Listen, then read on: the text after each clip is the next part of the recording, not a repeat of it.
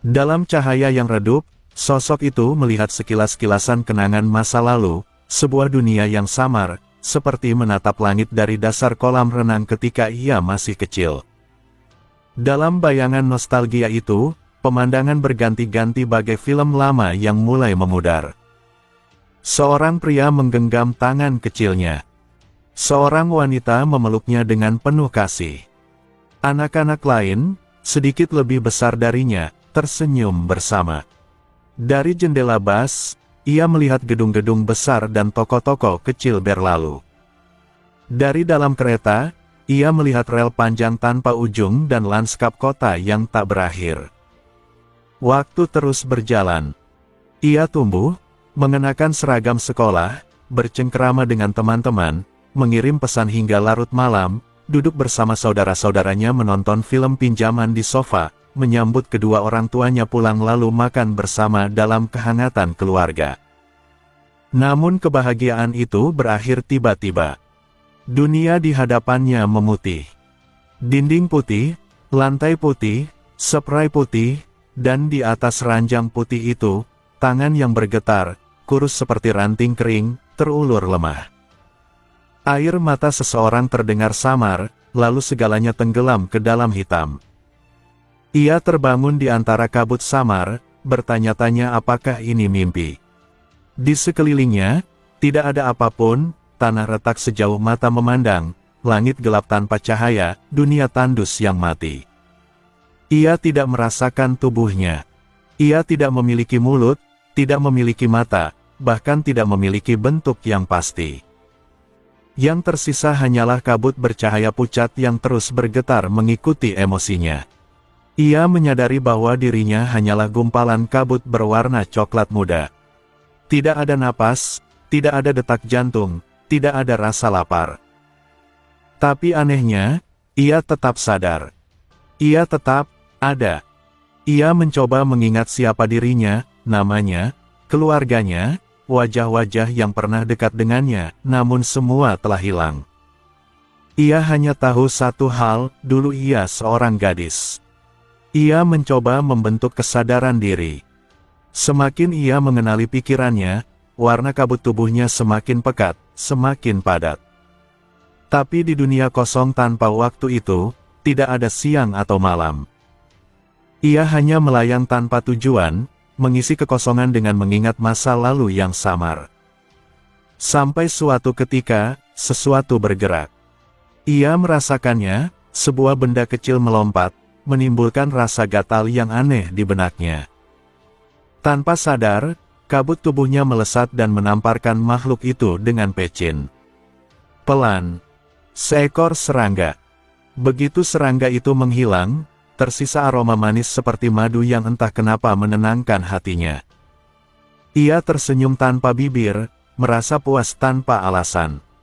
Ia mulai berburu lagi, menemukan lebih banyak serangga, beberapa beraroma madu, lainnya seperti buah liar.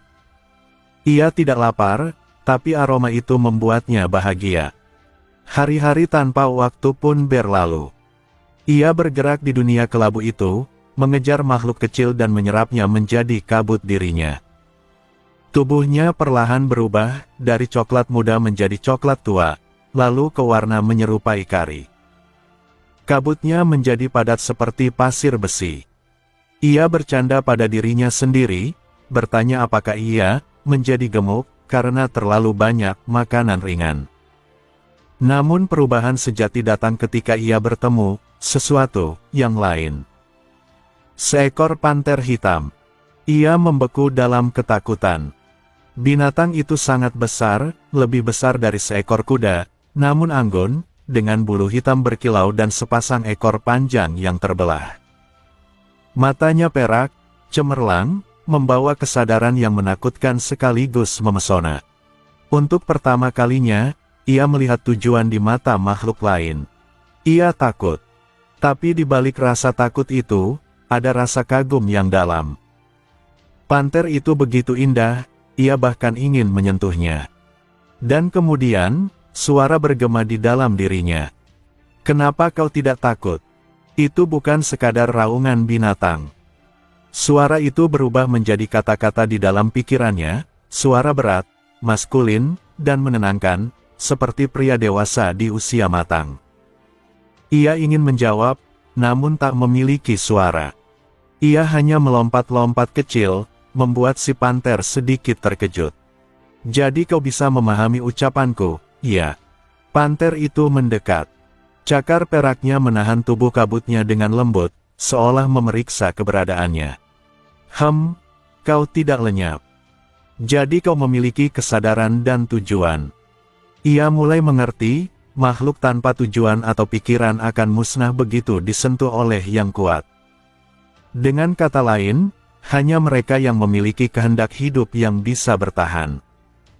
Panter itu, yang ternyata memiliki kecerdasan luar biasa, mulai mengajarinya tentang dunia itu. Tentang cara mengubah wujud. Tentang bagaimana tubuh seperti dirinya seharusnya bisa berubah menjadi bentuk yang lebih kuat untuk bertahan hidup. Namun ketika ia mencoba, hasilnya tidak seperti yang diharapkan. Ia membayangkan ingin menjadi manusia kembali, tapi transformasi pertamanya malah berakhir menjadi seekor anak kucing mungil. Tubuhnya kecil, berbulu emas, dengan sayap kecil seperti kelelawar di punggungnya, dan mata merah seperti permata. Terlalu imut, bahkan dirinya sendiri terpesona. Panter hitam itu hanya menatapnya dengan ekspresi yang sukar dijelaskan. "Bagaimana kau berniat bertarung dalam bentuk seperti itu?" Ia hanya bisa tersenyum malu. Panter itu menghela napas panjang, lalu dengan lembut menggigit tengkuknya seperti induk kucing mengangkat anaknya. "Sudahlah. Aku tidak akan memakanmu. Lagi pula, sudah lama aku tidak punya teman untuk berbicara. Akan kubiarkan kau bersamaku, sampai aku bosan." "Baik." Dan dengan demikian, di dunia sunyi tanpa matahari dan tanpa waktu, gadis tanpa nama yang kini berwujud anak kucing kecil itu akhirnya menemukan tempatnya. Bukan sebagai pemburu, bukan sebagai manusia, tapi sebagai hewan peliharaan seekor panter hitam abadi, satu-satunya percakapan hangat di tengah kekosongan yang tak berujung. Perjalanan makhluk kecil berwujud kucing emas yang memiliki kesadaran manusia mulai berkembang semakin dalam. Setelah pertemuannya dengan seekor panter hitam, keduanya memulai kehidupan bersama di dunia yang asing, sebuah dunia yang tidak mengenal siang maupun malam, di mana tanahnya tandus dan langitnya hanya berupa kegelapan. Dunia itu adalah dunia roh, atau seperti yang disebut oleh panter hitam, spiritual plane. Meskipun pada awalnya Eurusia berharap hubungan mereka seperti pasangan yang tinggal bersama, kenyataannya berbeda. Ia hanyalah peliharaan sang panter, seekor makhluk besar yang penuh wibawa dan berwujud menakutkan, namun memiliki suara lembut yang membuat hati Eurusia berdebar.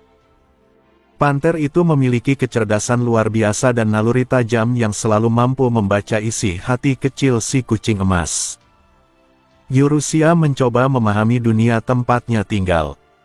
Dari sang panter, ia belajar bahwa dunia roh terdiri dari lapisan-lapisan eksistensi, di atas mereka terdapat wilayah peri, dan lebih tinggi lagi, dunia arwah. Sementara itu, dunia manusia disebut sebagai material plane, tempat makhluk hidup berdaging tinggal. Namun, dunia roh ini adalah tempat bagi para makhluk tanpa tubuh fisik, entitas spiritual yang disebut oleh manusia dengan satu nama, iblis, demon. Mendengar kenyataan itu membuat Eurusia sedikit shock. Ia berharap menjadi roh suci atau makhluk cahaya, tapi ternyata ia adalah salah satu makhluk kegelapan. Namun, panter hitam, yang ternyata dikenal dengan sebutan Dark Beast, tidak menunjukkan sikap jahat. Ia tenang, penuh wibawa, bahkan cenderung penyayang. Meski demikian, sifat alaminya sebagai iblis tetap terlihat ketika ia memburu monyet-monyet abu-abu kecil, sesama iblis yang lebih lemah dan memakannya dengan kejam. Aroma manis seperti buah memenuhi udara setiap kali Dark Beast membunuh seekor iblis kecil, dan meskipun Eurusia merasakan nikmatnya, ia tidak bisa menyingkirkan rasa bersalah yang samar. Ia menyadari bahwa di dunia iblis ini, memakan yang lemah bukanlah dosa, melainkan bagian alami dari eksistensi. Dalam kehidupannya sehari-hari, Eurusia belajar banyak dari sang Dark Beast. Ia mengetahui bahwa para iblis tidak memiliki nama. Memberi nama sesama iblis berarti mengguncang eksistensinya sendiri, karena nama memiliki kekuatan yang dapat menguatkan atau melemahkan keberadaan mereka. Hanya nama yang diberikan dari dunia manusia, melalui pemanggilan atau kontrak, yang mampu memperkokoh eksistensi iblis. Meski begitu, Dark Beast memberi Eurusia sebuah sebutan, Golden Beast. Nama yang sederhana, tapi bagi Eurusia, itu berarti pengakuan. Ia merasa bangga, meskipun di dalam hatinya sedikit geli mendengar nama yang terdengar seadanya itu. Waktu berlalu tanpa ukuran pasti, karena di dunia roh konsep waktu tak jelas adanya. Tubuh Eurusia yang semula kecil seperti anak kucing kini tumbuh menjadi kucing emas dewasa dengan sayap kelelawar dan kemampuan terbang cepat. Ia hidup berdampingan dengan sang Dark Beast, bermain, berkelahi ringan, dan saling, mofu-mofu, menggulung diri dalam bulu satu sama lain, menemukan kenyamanan dalam kebersamaan yang aneh namun hangat. Namun ketenangan itu terusik saat mereka menyaksikan lingkaran pemanggilan, Summon Circle, muncul di tanah. Dari lingkaran itu, iblis-iblis kecil tersedot menuju dunia manusia. Dark Beast menjelaskan bahwa iblis dengan kehendak lemah bisa terseret paksa ke dunia manusia tanpa sempat membuat kontrak. Eurusia mendengarkan dengan rasa ingin tahu dan sedikit ngeri. Dalam hatinya, terbersit keinginan, bisakah aku juga pergi ke dunia itu? Dunia cahaya dalam mimpiku. Dark Beast segera menyadari niat tersebut dan marah. Ia menggigit punggung Eurusia dengan keras, menyakitinya untuk pertama kali. Dengan suara garang, ia memerintah, "Jangan pergi ke dunia itu. Tetaplah di sini." Rasa takut dan sedih menguasai Eurusia. Ia sadar bahwa betapapun lembutnya sang panter, pada akhirnya ia tetaplah iblis yang dapat menelan dirinya kapan saja. Dalam diam, ia menahan diri untuk tidak menunjukkan kasih berlebihan, bahkan terhadap sosok yang selama ini menjadi pelindung dan temannya. Suatu hari, Dark Beast pergi entah kemana dan kembali dengan membawa 4 iblis kecil yang belum berbentuk tetap. Ia berkata bahwa mereka adalah peliharaanmu. Awalnya Eurusia bingung, tapi ia segera merasa sayang kepada makhluk-makhluk kecil itu. Ia memberi perhatian, bermain, dan mengajarkan mereka sebagaimana manusia mengajar anak-anak. Mereka tumbuh cerdas dan ceria, bahkan mulai memanggilnya Master, dengan suara gagap yang lucu. Ketika Dark Beast menyarankan agar Eurusia memberi spesies pada mereka agar wujudnya terbentuk, ia menggunakan kenangannya sebagai manusia untuk membayangkan rupa-rupa makhluk imut, 2 iblis kecil bertanduk seperti domba mungil, seekor monyet putih seperti Pierrot, dan seekor ular berwarna emas lembut. Dalam ketidaksadarannya, Eurusia menciptakan makhluk-makhluk baru yang terpengaruh oleh ingatan manusiawinya. Namun dari dalam hati, muncul kesadaran pahit. Dark Beast memberikan para iblis kecil itu agar ia tak ingin pergi. Mereka adalah rantai lembut yang menahan Eurusia di dunia iblis. Walau begitu, rasa damai yang mereka bawa justru memperkuat kerinduannya terhadap dunia cahaya dalam mimpinya. Suatu saat, tanpa sengaja, kerinduan itu membangkitkan kekuatan misterius. Di hadapannya muncul lingkaran pemanggilan raksasa, jauh lebih besar dari sebelumnya. Eurusia segera memahami, ia sendiri yang memanggil gerbang itu, secara naluriah, dengan kekuatan gabungan antara kenangan manusia dan panggilan dari dunia manusia yang terjadi pada saat bersamaan. Dark Beast berlari mencoba menghentikannya, namun lingkaran itu menolak semua makhluk lain selain Eurusia. Ia terdorong menjauh oleh kekuatan sihir, hanya sempat menatap makhluk kecil itu dengan tatapan putus asa. Golden Beast. Raungannya menggema hingga ke langit kelam, saat tubuh kecil Eurusia diselimuti cahaya dan menghilang. Ketika kesadarannya pulih, Yurusia mendapati dirinya dikelilingi cahaya lembut. Tubuhnya terasa berat, pandangannya kabur, namun untuk pertama kali ia merasakan napas. Ia mendengar suara lembut memanggil dirinya. "Anakku yang tercinta, Yurusia." Itulah pertama kalinya ia menerima sebuah nama sejati, nama yang memperkokoh keberadaannya. Dari seekor iblis di dunia roh, Yurusia kini lahir kembali sebagai bayi manusia. Ini gawat, begitulah yang terus dipikirkan Yurusia belakangan ini. Tentu, bukan diucapkan keras-keras, karena ia bahkan belum mampu berbicara. Saat mencoba mengeluarkan suara, yang terdengar hanyalah, wajar saja. Saat ini, ia hanyalah seorang bayi manusia yang belum tumbuh gigi dan belum bisa menggerakkan lidah atau mulutnya dengan benar. Oh, betapa menggemaskannya. "Yuru-sama, ada apa?" Seorang pelayan perempuan berpakaian seragam maid menghampiri dengan senyum lembut, menatapnya penuh kasih.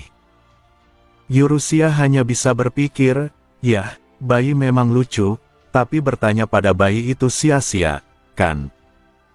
Ia tahu bahwa panggilan Yuru-sama berasal dari namanya, Yurusia, namun sebagai iblis, ia merasa lebih terikat dengan nama aslinya di dunia iblis.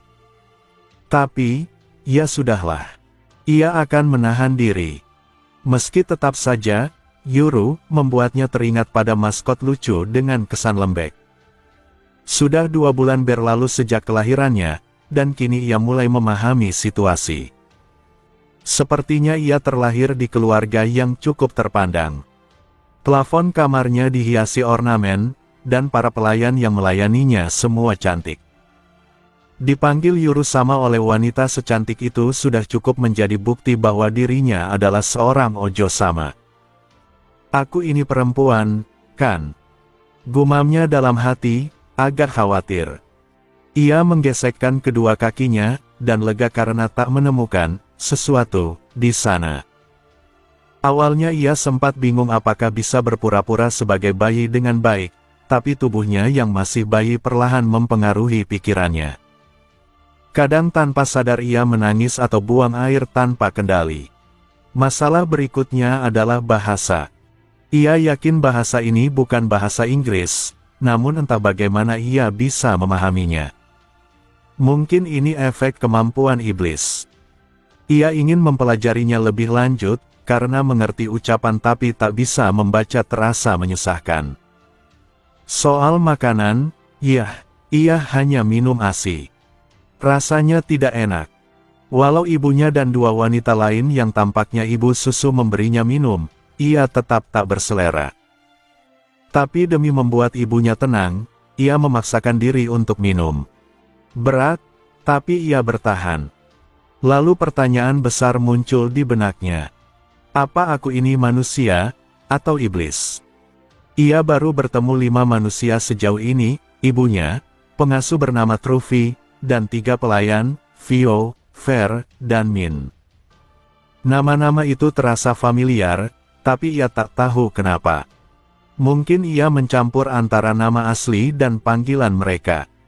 Yang jelas, tak satu pun dari mereka tampak bisa menggunakan sihir pemanggilan.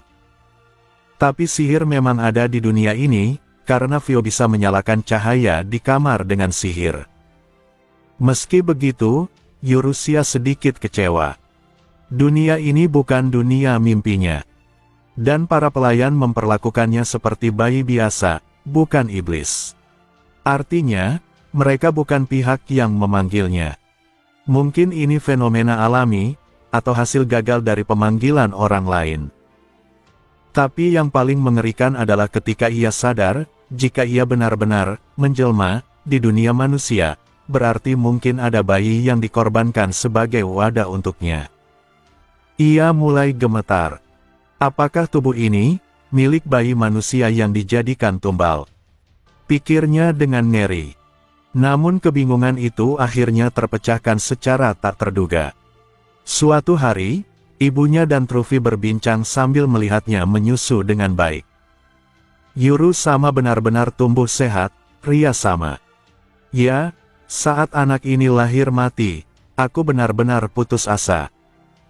Tapi siapa sangka dia hidup kembali, semua berkat Vio. Vio menggunakan sihir penyembuhan selama berjam-jam tanpa menyerah. Anak-anak lain pun sangat gembira. Jadi begitu, bayi ini sempat mati saat lahir. Vio menggunakan sihir penyembuhan berulang kali pada bayi yang sudah meninggal, tapi gagal. Di saat itulah, roh iblis Yurusia menempati tubuh itu. Ia tak yakin apakah ini kebetulan atau takdir. Tapi ia tahu satu hal, ia adalah iblis lemah yang kini hidup sebagai bayi manusia. Waktu berjalan cepat. 1 tahun berlalu, dan Yurusia kini bisa merangkak. Tapi ia belum pernah dibawa keluar rumah. Bahkan untuk berbelanja pun tidak. Ia hanya melihat dunia luar dari jendela. Rumah ini besar, tapi lebih kecil dari mansion lain di sekitar. Mungkin rumah bangsawan kecil, atau villa pedagang kaya. Ibunya bernama Riastea, dipanggil Ria. Sedangkan ayahnya belum pernah ia temui. Dari percakapan yang didengarnya, sang ayah pernah datang sekali saat ia baru lahir. Mungkin sibuk bekerja. Tak ada listrik di dunia ini, lampu dinyalakan dengan sihir. Tingkat peradabannya seperti Eropa abad pertengahan. Masalah lain, makanan di rumah terasa hambar. Bukan karena masakan koki buruk, tapi karena indera rasanya yang aneh. Namun ia menemukan cara agar bisa menikmati susu, aroma manis samar dari tubuh ibunya dan trufi membuat rasanya lebih nikmat. Aroma itu mengingatkannya pada dia, sosok misterius yang dulu memabukkan dirinya. Beberapa hari sebelum ulang tahunnya yang pertama, ia dipakaikan baju bayi indah. Rupanya hari itu ia akan keluar rumah untuk pertama kali. Namun semangatnya mendadak turun drastis ketika tahu tujuan mereka, gereja. Mereka akan melakukan ritual pemberkatan bayi dengan air suci, tradisi wajib di kerajaan suci ini. Bahkan pemerintah menanggung biayanya dan mewajibkan semua bayi lahir tahun ini untuk menerimanya. Yurusia panik. Air suci, doa suci, bukankah itu berbahaya bagi iblis sepertiku? Pikirnya gemetar. Dalam kereta, ibu dan pelayan mengira ia takut karena perjalanan pertama keluar rumah. Mereka menenangkannya, mengatakan kuda itu tidak menakutkan. Tapi ia tetap pucat. Akhirnya, mereka tiba di gereja besar. Bangunannya mirip gereja di dunia mimpi Yurusia, hanya saja lambangnya seperti tanda tambah, bukan salib. Di dalam, banyak wanita memangku bayi seperti dirinya. Di depan patung Dewi Panen berdiri seorang lelaki tua berjubah biru, Uskup Agung. Riastea menunduk sopan. Uskup Agung sama, sudah lama tidak bertemu. Ah, Riastea sama. Sudah lama sekali. Terima kasih telah datang sendiri, jawab sang uskup dengan senyum hangat. Riastea memperkenalkan anaknya. Ini anak saya, Yurusia. Sang uskup, Molt, menatap bayi itu tajam, seolah mencoba membaca sesuatu. Yurusia hampir menangis ketakutan saat air suci dituangkan ke kepalanya. Namun, tak terjadi apa-apa. Tak ada rasa terbakar, tak ada tanda iblis. Ia menerima berkat suci tanpa masalah. Sang uskup menepuk kepalanya lembut. Yurusia tersenyum, senyum murni seorang bayi. Dan Molt berpikir, jika anak semanis ini adalah iblis, dunia ini pasti sudah lama hancur. Kerajaan suci Taterudo adalah negara besar dengan jutaan penduduk, terbagi dalam 5 wilayah luar. Di salah satunya, wilayah Turu, seorang uskup agung bernama Molt menjalankan tugasnya setiap hari dengan disiplin tinggi. Beberapa bulan sebelumnya, wilayah itu diguncang tragedi besar, ritual pemanggilan iblis berskala besar. Dozen penyihir dan beberapa bangsawan terlibat. Banyak korban tewas, termasuk pasukan ksatria. Dari lingkaran sihir raksasa di kebun bangsawan itu, muncullah 10 iblis kecil dan 3 iblis besar. Mereka berwujud seperti binatang buas berambut hitam pekat, bermata abu-abu, bergigi kuning, dan senang menyiksa manusia. Namun pasukan kerajaan dengan bantuan para imam suci dan penyihir akademi berhasil menghancurkan mereka. Tapi di akhir pertempuran, sesuatu yang aneh terjadi. Ketika summoner terakhir tewas, dari lingkaran sihir muncul seekor kucing emas kecil, begitu indah hingga semua orang terpana. Namun salah satu iblis besar sebelum lenyap berbisik, "Binatang emas." Mereka sadar, itu bukan malaikat, melainkan iblis tingkat tinggi, Golden Beast. Tapi sebelum siapapun sempat bertindak, cahaya emas itu melesat ke langit dan menghilang. Seharusnya iblis kembali ke dunia asal jika ritualnya gagal. Tapi yang ini, pergi ke langit. Kemana? Tak ada yang tahu. Gereja dan kerajaan pun memulai pencarian besar-besaran terhadap Golden Beast. Mereka mencurigai bahwa iblis itu mungkin telah menemukan wadah manusia. Sebagai langkah terakhir, mereka memeriksa semua bayi yang lahir setelah insiden itu, memastikan tak ada iblis yang bersembunyi di tubuh manusia. Mold sendiri telah memberkati lebih dari 100 bayi berbakat sihir. Dan pada hari itu, bayi terakhir dalam daftarnya adalah Eurusia. Saat ia melihat bayi itu, Mold sempat curiga. Ada ketakutan aneh di mata anak itu. Tapi setelah melihatnya tersenyum polos setelah upacara, ia merasa tenang. Jika ada iblis yang bisa tersenyum seindah itu, batinnya, maka dunia ini sudah pasti penuh malaikat. Dengan keyakinan itu, Mold menutup hari dengan damai, tak menyadari bahwa bayi malaikat yang baru saja ia berkati adalah Golden Beast yang ia cari. Ini tidak bagus.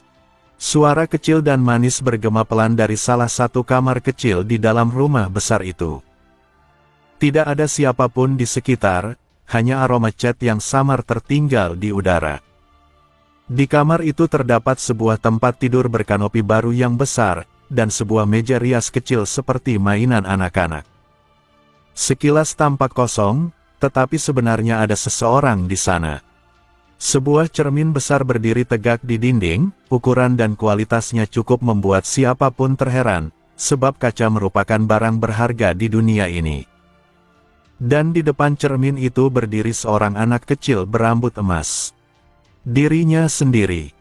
Eurusia kini berusia 2 tahun, terpaku menatap bayangannya sendiri untuk pertama kalinya. Ibunya adalah wanita yang sangat cantik, rambut pirangnya lembut dan harum, selalu membuatnya ingin menyembunyikan wajah di antara helaian rambut itu saat digendong. Ayahnya juga tampan, dengan rambut pirang kemerahan dan pesona lembut di usia 20-an. Menjadi anak dari 2 orang seperti itu membuatnya menanti-nantikan masa depannya. Ia berpikir, meskipun tidak sampai jadi putri bangsawan, paling tidak ia akan tumbuh menarik hingga bisa membuat keturunan keluarga baik-baik jatuh cinta padanya. Saat masih bayi, ia sering melihat dirinya di cermin kecil saat digendong sang ibu dan merasa puas, karena bayi secantik itu, pikirnya, tentu tidak akan punya masalah di masa depan. Namun, sekarang, ini, tidak mungkin. Bukan karena wajahnya jelek. Justru sebaliknya. Tapi perkembangan penampilannya terlalu cepat, rambut emasnya bukanlah pirang, melainkan benar-benar berwarna emas seperti benang logam, persis seperti warna bulu tubuh lamanya saat masih menjadi iblis. Kulitnya begitu halus tanpa pori, nyaris tidak nyata.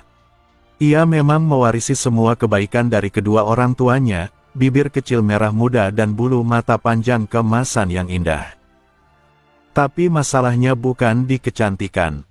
Masalahnya adalah, tubuhnya tak memiliki cacat sedikit pun. Tak ada urat, kerangka, otot, atau ketidaksempurnaan sebagaimana makhluk hidup lainnya. Ia tampak seperti boneka. Namun ia tahu, dirinya bukan boneka, dan ia tidak suka boneka semacam itu. Sorot matanya terlalu kuat. Warna matanya, emas muda dengan sedikit merah muda, tampak lembut, tapi memancarkan sinar ganjil yang membuat pelayan rumah ketakutan setiap kali ia menatap Lama. Itu bukan tatapan seorang anak berusia 2 tahun. Yurusia bergumam lirih pada dirinya sendiri di kamar barunya itu. Ini bukan penampilan manusia. Sejak hari itu, tujuannya menjadi satu, hidup seperti manusia.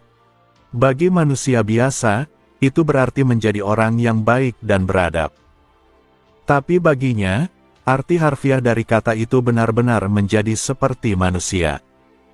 Karena penampilannya berbeda, ia harus menipu dunia dengan berperilaku normal. Itu adalah cara hidup iblis lemah yang tersesat di antara manusia. Ia teringat bagaimana ayahnya tampak terkejut melihatnya di hari ulang tahunnya yang kedua. Tentu saja ayahnya ketakutan. Tapi mau bagaimana lagi? Ia harus membiarkannya terbiasa. Lain kali bertemu, ia berencana untuk manja seperti kucing, sesuatu yang menjadi keahliannya. Sebulan setelah ulang tahunnya, diputuskan bahwa mereka bertiga, ayah, ibu, dan Yurusia, akan pergi keluar bersama. Setelah berjam-jam dipakaikan berbagai gaun seperti boneka, akhirnya ia mengenakan gaun satin biru tua penuh renda. Itu bukan pakaian anak-anak, melainkan gaun wanita dewasa yang disesuaikan dengan ukuran boneka. Gaun ini pasti lebih mahal daripada gaun orang dewasa, keluhnya dalam hati. Aku takkan bisa memakainya tahun depan. Di dalam kereta, ibunya menatapnya cemas.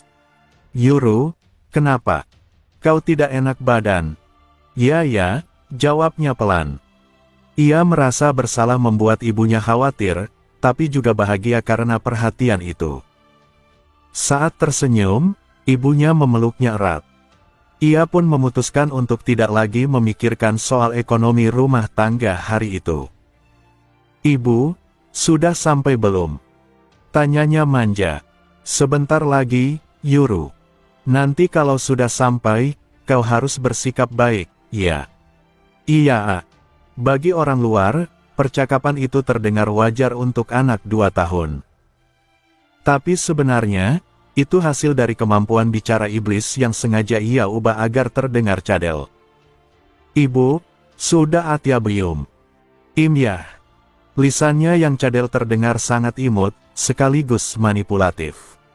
Mereka akhirnya tiba di Akademi Sihir tempat diadakannya ujian bakat sihir untuk anak-anak berusia 2 tahun ke atas. Sesampainya di sana, pelayan muda bernama Fio menggendongnya turun dari kereta. Fio-san, aku bisa jalan kok, katanya, terdengar seperti, biasa, aku bisa berjalan. Fio hanya tersenyum lembut. Tidak, ojo sama. Terlalu berbahaya di luar. Yurusia diam-diam mengagumi pelayan itu, tinggi, berambut hitam, berusia 19 tahun, dan sangat cantik. Di halaman akademi, ia melihat banyak remaja bercakap mesra satu sama lain. Asyik sekali ya, gumamnya iri. Ia ingin masuk akademi ini, bukan hanya untuk sihir, tapi juga untuk merasakan cinta pertama.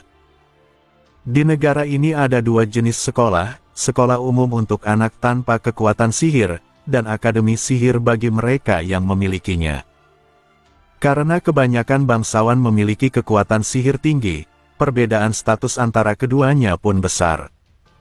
Yurusia ingin masuk akademi sihir, bukan karena ambisi, tapi karena alasan yang sedikit tidak murni. Di ruang ujian, ada sekitar 10 anak lain seusianya. Saat ibunya mendaftar di meja penerimaan, petugas tampak kaget melihat wajah Yurusia, bahkan sampai tergagap saat menjelaskan prosedur. Ia harus menahan diri agar tidak lupa, berperilaku seperti manusia. Ujian itu sederhana, anak-anak diberi tongkat berisi mantra ringan. Jika sihirnya menyala, berarti lulus. Jika tidak, gagal. Pertama, ia mencoba sihir api, gagal. Lalu air, angin, dan tanah, semuanya gagal. Ia mulai berpikir, apakah ia memang tidak punya bakat sihir sama sekali. Fio mencoba menenangkannya. Masih ada sihir roh, Ojo sama. Namun ketika ia mendekati roh-roh kecil itu, semuanya ketakutan dan kabur. Roh angin melarikan diri seperti hembusan udara, roh air menunduk gemetar sambil terus berbisik, "Maaf, maaf, maaf." Sampai ia tak sanggup menatap lagi. Roh bumi lenyap ke tanah, dan roh api pun menghilang saat ia ajak bicara. Ia tidak punya afinitas terhadap roh sama sekali. Selanjutnya, ia mencoba sihir pemanggilan. Profesor tua di sana menjelaskan bahwa lingkaran pemanggilan ini aman, hanya bisa memanggil makhluk kecil seperti serangga atau hewan mungil. Yurusia meletakkan tangannya di atas lingkaran itu. Namun tiba-tiba, dari kedalaman bumi terdengar suara menggelegar, suara yang sangat ia kenal. Ia menepuk lingkaran itu tanpa sadar, dan cahaya sihir langsung padam. Profesor menatap lingkaran yang rusak dengan wajah pucat, lalu berkata dengan kaku, "Sepertinya lingkarannya rusak. Tapi saya yakin Ojo sama memiliki bakat besar dalam sihir pemanggilan." Itu nyaris jadi bencana. Ia tahu siapa yang memanggilnya dari bawah sana, dan yang pasti, makhluk itu marah besar. Meski begitu, ia akhirnya dinyatakan lulus.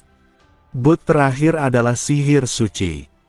"Bagus sekali ya, Yuru," kata ibunya sambil menggendongnya penuh senyum. Tapi wajah Vio tampak muram. Yurusia tahu pelayan itu tidak suka gereja, tapi akhirnya Vio sendiri yang mendorongnya untuk tetap mencoba demi masa depan sang anak. Ia pun mengulurkan tangan ke arah tongkat sihir suci. Cahaya kuat meledak dari tongkat itu. Di atas meja ujian, seekor ikan yang sekarat mendadak kembali hidup, tapi tetap terbaring tersiksa, tak bisa mati. "Sepertinya Ojo sama memiliki bakat luar biasa dalam sihir suci," kata penguji dengan nada penuh hormat. Yurusia terpaku menatap ikan yang terus berkedut di atas papan. Ia tahu pasti, sihir yang baru saja ia gunakan memperpanjang penderitaan makhluk itu, bukan menyembuhkannya. Dan dalam hatinya, ia hanya bisa berpikir getir. "Serius? Aku ini iblis, tahu?" Ayah menatap anak perempuannya dengan cemas. Ia bertanya pelan, apakah gadis kecil itu masih mengingat dirinya. Yurusia tentu mengingatnya.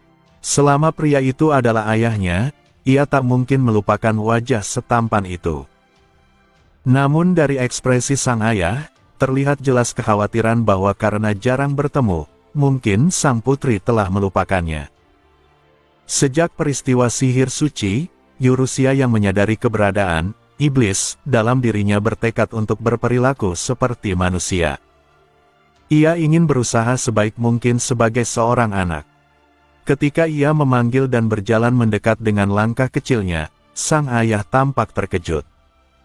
"Oh, Yurusia. Jadi kau memanggilku ayah," ujarnya terharu. Yurusia menyadari mungkin itu pertama kalinya ia memanggilnya dengan sebutan itu. Namun sang ayah terlihat agak takut, dan hal itu sedikit menyedihkannya. Meski demikian, ia tidak boleh putus semangat. Ia memutuskan untuk membuat ayahnya terbiasa dengan dirinya. Hari itu adalah ulang tahunnya yang ketiga. Ibunya memberinya hadiah berupa sisir perak. Meski sempat takut pada perak dan sihir suci, ternyata tidak terjadi apa-apa. Dari para pelayan, ia mendapat buku berjudul Dokumen Sihir yang dapat digunakan sejak usia 3 tahun, meski buku-buku sangat mahal di dunia itu. Dari Trufi, mantan pengasuhnya, ia mendapat lukisan kecil yang indah untuk menghiasi kamar. Sedangkan dari sang ayah, ia mendapat boneka beruang besar, boneka kelinci, seikat bunga mawar, dan banyak permen dari toko terkenal di ibu kota. Saat mencoba permen itu, rasanya tidak sekuat yang diharapkan, meski kualitasnya tinggi. Ia tetap memakannya agar orang-orang di sekitarnya tidak kecewa. Pesta ulang tahunnya pun berakhir. Biasanya sang ayah pergi setiap malam, namun kali ini Yurusia mencoba menahannya dengan cara manja. Ia berjalan kecil ke arah ayahnya yang duduk di sofa dan menarik kakinya. Ada apa, Yurusia? Tanya ayahnya, kehilangan ketenangan saat mata mereka bertemu. Yurusia lalu berkata, "Ayah, peluk." "Oh, oh," jawab sang ayah. Suaranya antara terkejut dan bingung, tapi akhirnya ia mengangkat Yurusia ke pangkuannya dengan lengan yang kuat. Yurusia merasa jantungnya berdebar, bukan sebagai anak, tapi sebagai seorang gadis kecil. Suasana hening.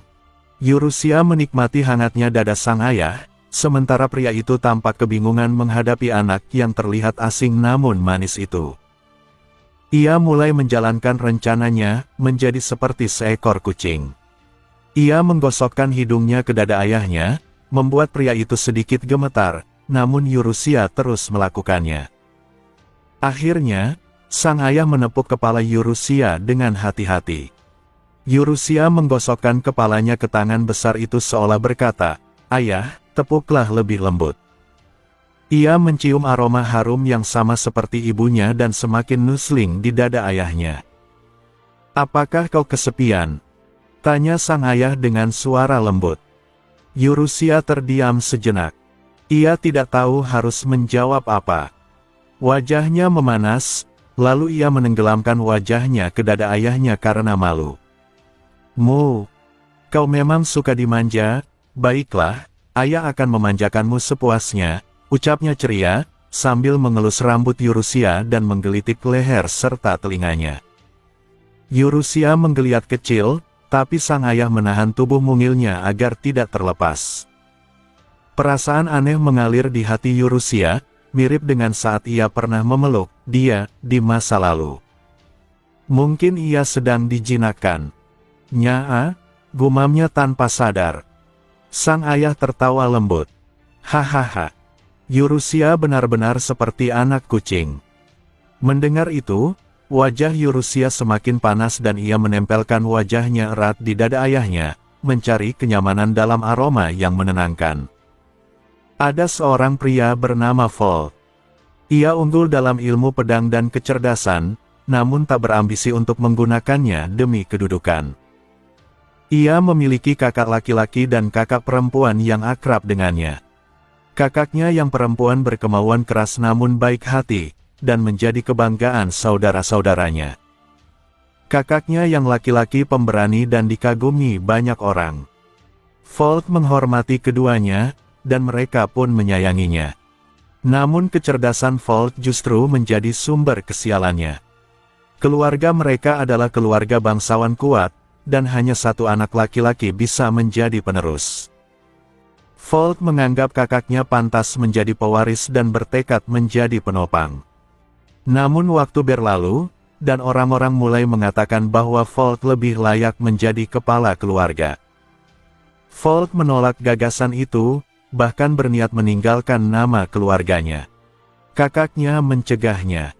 Ia tahu Volt tidak menginginkan posisi itu dan hanya ingin kebebasan. Untuk melindunginya, sang kakak mengatur pernikahan Volt dengan putri dari keluarga kerabat, meski tahu adiknya mencintai gadis lain, anak pengasuh mereka, yang juga saudara asuh Volt. Gadis itu lembut dan cantik, namun status sosialnya rendah. Keluarga mereka tak akan pernah menyetujui pernikahan itu.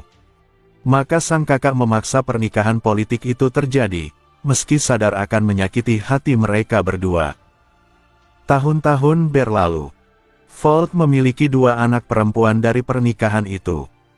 Keduanya mirip ibunya, cantik tapi berwatak buruk. Ia tak pernah merasa dicintai oleh istri atau anak-anaknya. Meski ia memahami bahwa semua ini berawal dari niat baik kakaknya, rasa letih dan sesak semakin menumpuk. Melihat kondisi itu, sang kakak menyarankan tempat untuk menenangkan diri. Di sanalah Volt bertemu kembali dengan saudari asuh yang dulu dicintainya. Mereka menyatu kembali, dan dari cinta mereka lahirlah seorang bayi perempuan. Bayi itu sempat mati saat lahir, namun hidup kembali seperti mukjizat. Ia tumbuh menjadi anak yang begitu murni dan cantik hingga Volt ragu menyentuhnya. Saat melihatnya di ulang tahun kedua, ia bahkan bertanya dalam hati, apakah anak ini manusia, atau malaikat? Ketakutannya membuatnya menjauh dari sang anak, hingga di ulang tahun ketiganya, gadis kecil itu memanggilnya ayah. Saat itu Volt sadar betapa bodohnya dirinya selama ini. Putrinya hanya kesepian, bukan makhluk asing. Ia bertekad mencintainya dengan sepenuh hati, bahkan jika dunia menjadi musuhnya. Ia bersumpah tak akan pernah menyerahkan putrinya pada siapapun. Ada seorang wanita muda bernama Serina, berusia 20 tahun. Ia bekerja sebagai resepsionis di Akademi Sihir Ibu Kota. Seorang penyihir lulusan akademi dengan spesialisasi pemanggilan, namun karena reputasi buruk pemanggil setelah insiden iblis, ia sulit mendapat pekerjaan.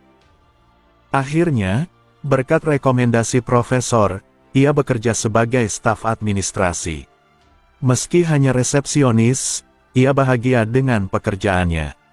Ia senang meneliti, rajin membantu dosen, dan populer di kalangan pengunjung. Serina menyukai anak-anak. Ia paling senang melihat bayi-bayi lucu saat ujian kekuatan sihir bulanan. Ia menganggap kecantikan adalah keadilan dan kekuatan, sebuah kalimat misterius yang pernah ia dengar dari lingkaran sihir saat eksperimen. Suatu hari, karena kekurangan staf, Serina dikirim ke cabang akademi untuk membantu ujian sihir. Di sana datang dua wanita, seorang bangsawan berambut pirang dan pelayannya. Namun perhatian Serina justru tertuju pada anak kecil di pelukan sang pelayan. Gadis kecil itu begitu indah hingga Serina sempat mengira ia boneka. Namun ketika anak itu menatapnya, hatinya berhenti berdetak. Kecantikannya seperti ilahi. Ia merasa melihat wujud Tuhan di mata bocah itu. Belakangan, Serina mengetahui gadis itu memiliki bakat besar dalam sihir pemanggilan dan sihir suci.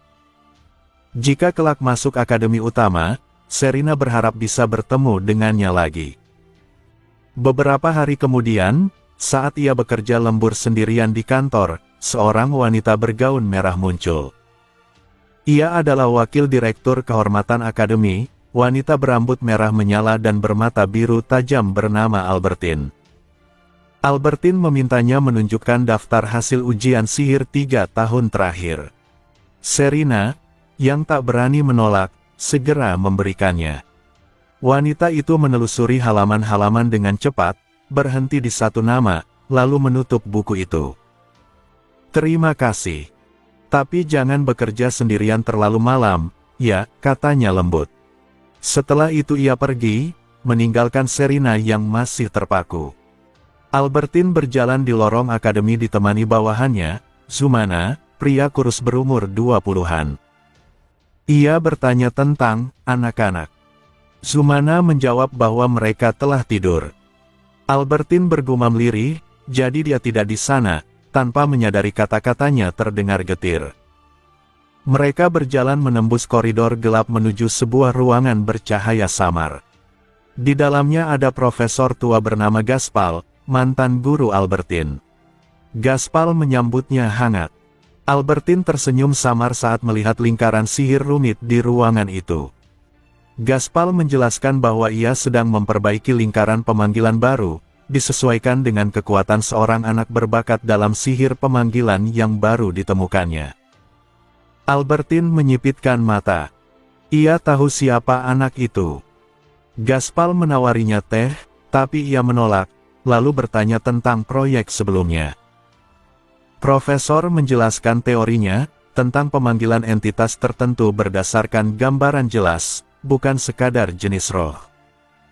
Albertine menjawab lembut bahwa ia hanya ingin membantu memperbaiki citra sihir pemanggilan dan mendukung suaminya melalui penelitian ini. Gaspal, terkesan oleh niatnya, menyerahkan prototipe lingkaran sihir itu padanya. Albertine menerima dengan senyum tenang, tujuan kedatangannya malam itu telah tercapai. Manusia dan makhluk lain di dunia ini menjalani hidup yang serius. Setengah tahun telah berlalu sejak ulang tahun ketiga Eurusia. Kini, ia benar-benar merasa berbeda dari saat berumur 2 tahun. Dalam waktu 6 bulan itu, banyak hal yang telah berubah, atau setidaknya begitulah yang ia rasakan. Perubahan pertama datang dari ayahnya. Kunjungan sang ayah, yang dulunya hanya terjadi sekali atau 2 kali dalam setahun, kini meningkat menjadi 1 hingga 2 kali setiap bulan. Eurusia sempat berpikir apakah ayahnya dipecat, tapi ia segera menepis pikiran itu. Ayahnya, yang selalu dikaguminya, pasti memiliki banyak pelanggan. Ia bahkan yakin, sebagai anaknya, bahwa orang-orang akan datang berduyun-duyun hanya untuk melihat ayahnya. Namun, ada satu hal yang cukup mengganggunya, sang ayah selalu membawa banyak manisan setiap kali datang. Eurusia tidak terlalu menyukai makanan manis. Ia merasa gelisah setiap kali harus memakannya, bahkan meskipun ayahnya menyuapinya dengan mata berkaca-kaca. Ia tetap menolak. Namun, melihat wajah ayahnya yang tampak sedih setiap kali ditolak membuat hatinya melemah. Ia pun tidak bisa menolak duduk di pangkuan ayahnya. Ia sangat menyukai posisi itu. Akhir-akhir ini, ayah dan ibunya juga mulai sering mengelus kepalanya. "Kalian berdua tidak terlalu memanjakanku, kan?" pikirnya dalam hati. Min datang untuk membacakan buku untuk Eurusia.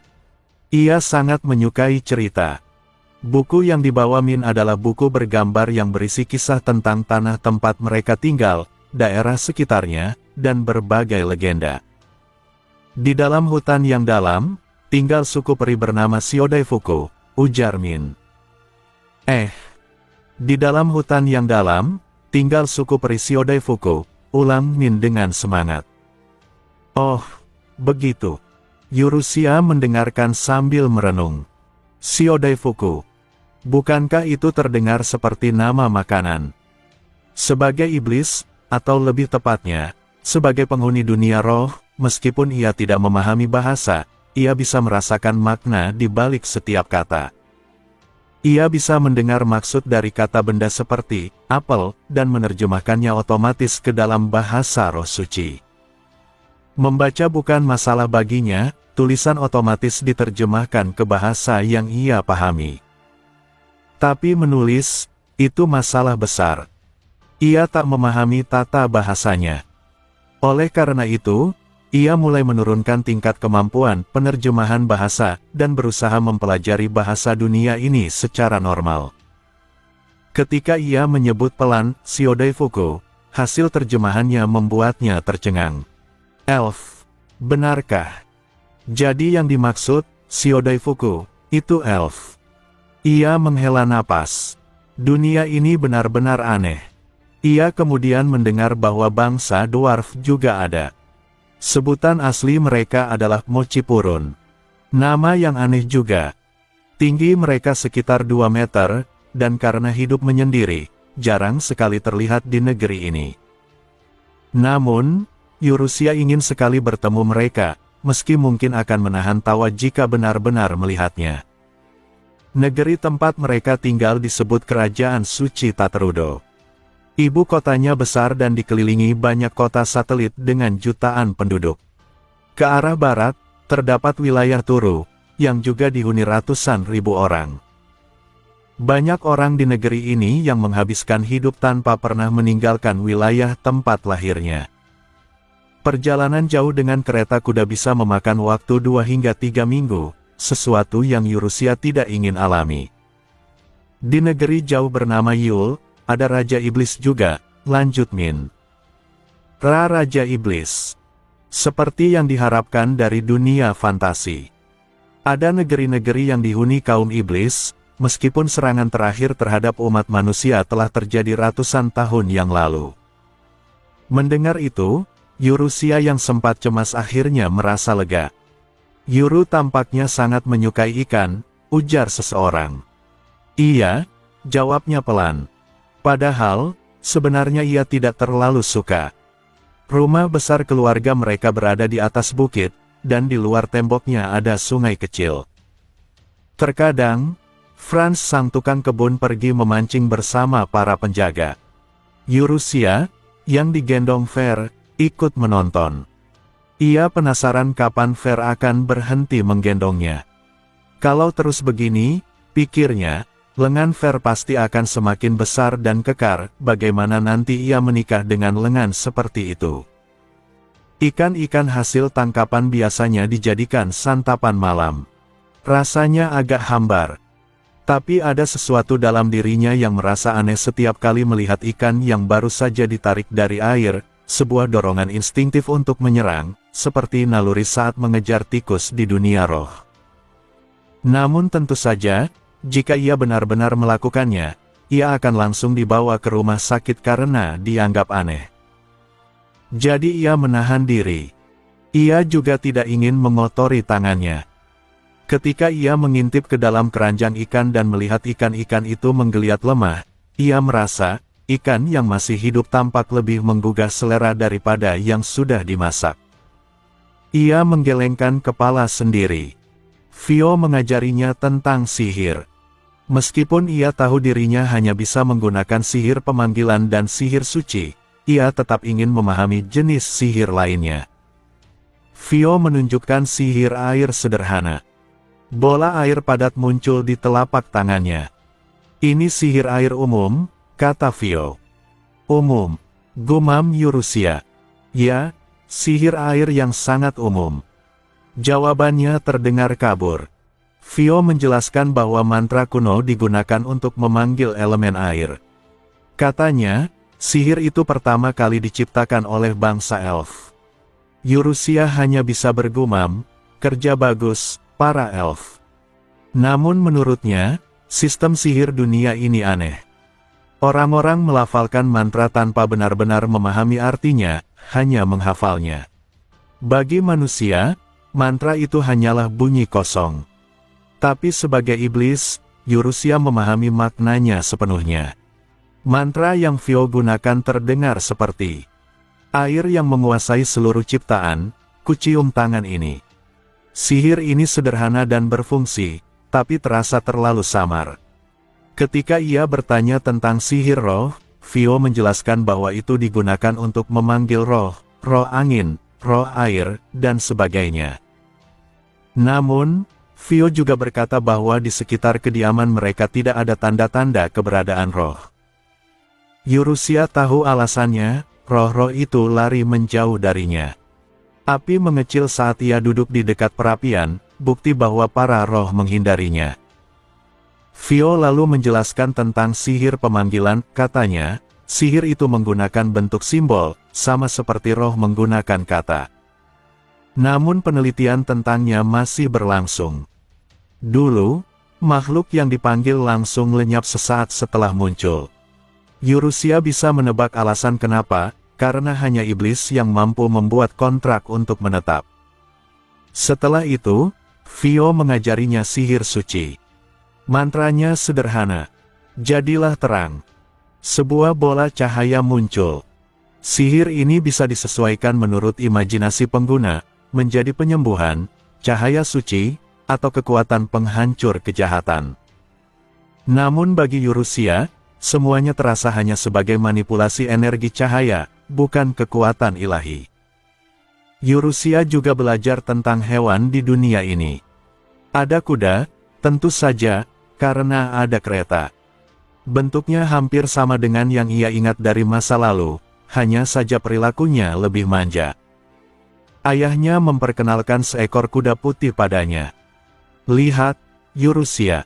Ini Ouma-san, kata ayahnya. Ouma, sahut Yurusia kecil.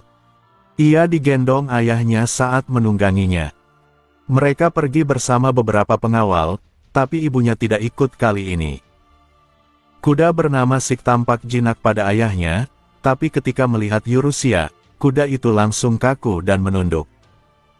Ia bahkan mengibaskan kepala dan menatap Yurusia dengan mata berkilau, seolah-olah mengakui tuannya. Yurusia tidak bisa memahami makhluk itu. Ia mencoba berbicara lewat kemampuan bahasanya, tapi bahasa kuda ternyata tidak bisa dipahami. Mereka berjalan pelan di atas Sik. Yurusia ingin Sik berlari cepat agar terlihat gagah, tapi kuda itu berjalan setenang mungkin, seolah melindunginya. Setelah perjalanan menyenangkan itu, mereka naik kereta pulang. Yurusia duduk di pangkuan ayahnya selama perjalanan. Namun tiba-tiba, kereta berhenti. Ayahnya keluar setelah mendengar laporan dari bawahannya. Yurusia penasaran, lalu memaksa melihat keluar jendela. Di luar, ia melihat ayahnya berbicara dengan seorang wanita berambut merah terang yang sangat cantik. Meski begitu, Yurusia tetap berpikir bahwa ibunya jauh lebih cantik. Wanita itu tampak kesal, dan ayahnya terlihat canggung. Saat mata mereka bertemu, wanita itu menatap Yurusia lama, lalu pergi tergesa setelah berbicara singkat dengan ayahnya. Beberapa malam kemudian, Yurusia berencana berlatih sihir secara diam-diam. Ia sudah memiliki kamarnya sendiri sejak umur 2 tahun, dan kini mulai tidur sendirian. Malam itu, ia ingin mempraktikkan sihir pemanggilan. Namun, begitu ia bangun dari tempat tidur, Fio segera datang, seolah tahu bahwa Yurusia akan keluar. "Yuru-sama, apakah hendak ke kamar mandi?" tanya Fio. "Ya," jawab Yurusia pasrah. Akhirnya, ia tidak bisa keluar dan hanya berlatih di tempat tidur, melakukan latihan imajinasi dan menggambar lingkaran sihir di atas kertas dengan krayon. Namun kemudian, saat tengah malam, ia benar-benar mencoba membuat lingkaran sihir di luar jendela dengan kekuatan sihirnya. Ia membuatnya besar, sangat besar, bahkan meluas hingga langit kota. Ia berbisik, "Aku ingin tahu, makhluk apa yang akan muncul." Namun, ketika lingkaran itu bergetar, benda-benda hitam kecil mulai keluar darinya, makhluk hitam berkilau, dengan tubuh berkeriut dan sayap tipis. Mata Yurusia membulat. Ia segera menutup jendela dan menyelimuti dirinya dengan selimut. "Tidak, aku tidak melihat apapun, aku tidak tahu apa-apa." Malam itu, kota dilanda kepanikan karena kemunculan ribuan serangga hitam bercahaya misterius. Penduduk, tentara, dan penyihir dari Akademi Sihir bekerja keras selama seminggu penuh untuk memusnahkan semuanya. Tidak ada satupun yang tersisa. Dan di balik jendela, seorang gadis kecil berambut kemasan menatap keluar dengan ekspresi menyesal, lalu berbisik pelan. "Maaf. Beberapa bulan telah berlalu sejak insiden menjijikkan yang melibatkan serangga tak dikenal itu. Kini, Yurusia akan berusia 4 tahun dalam 2 atau 3 bulan lagi." Selama kejadian itu, ia sempat merasa tertekan karena telah membuat banyak orang khawatir, namun sekarang perasaannya telah membaik. Tubuh dan hatinya telah tumbuh lebih matang. Untuk sementara waktu, penggunaan sihir pemanggilan disegel, dan ia hanya mempelajari formasi sihir. Sejak kejadian itu, sang ayah menjadi sangat sibuk hingga tidak sempat pulang selama 2 bulan.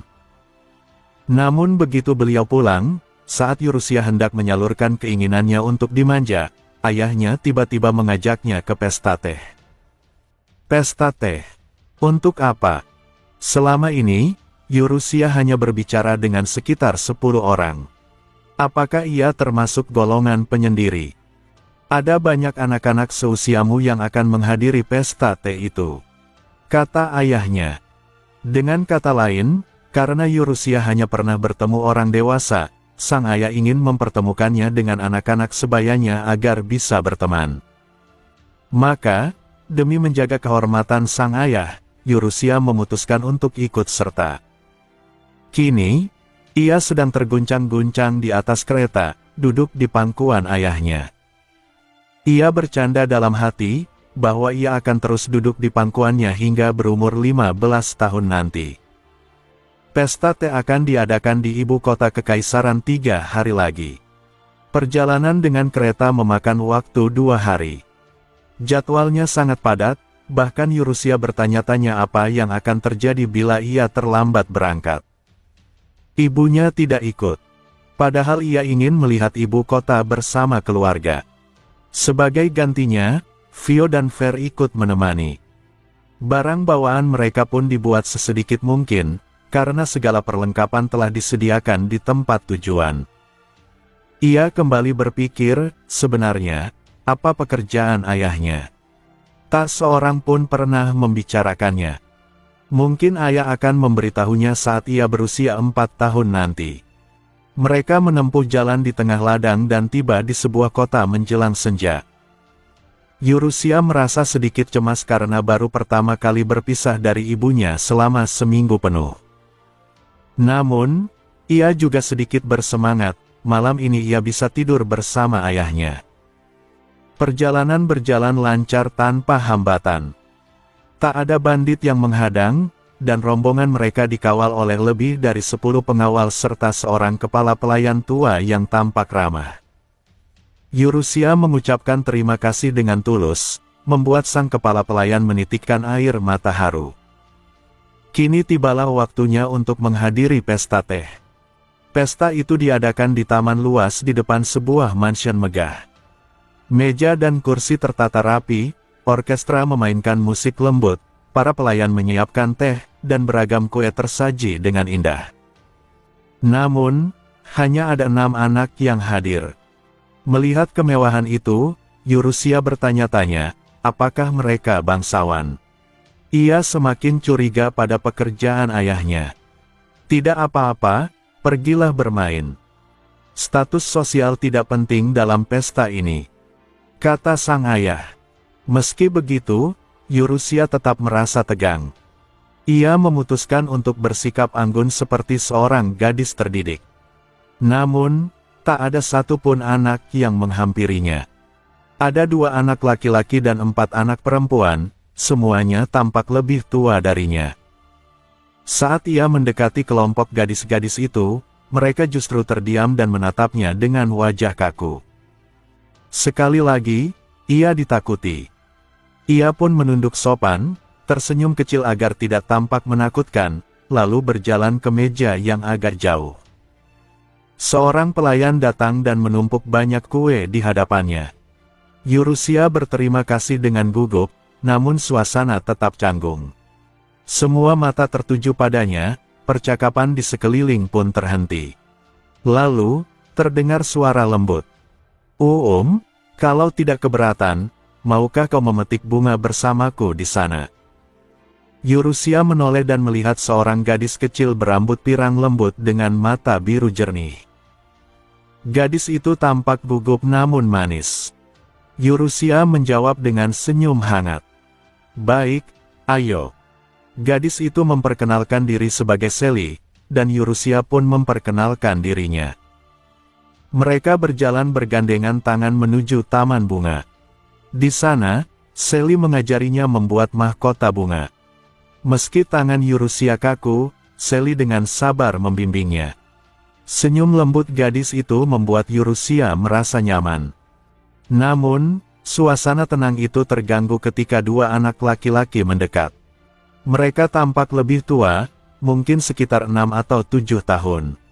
Sally tampak ketakutan. Yurusia menatap mereka dengan dingin.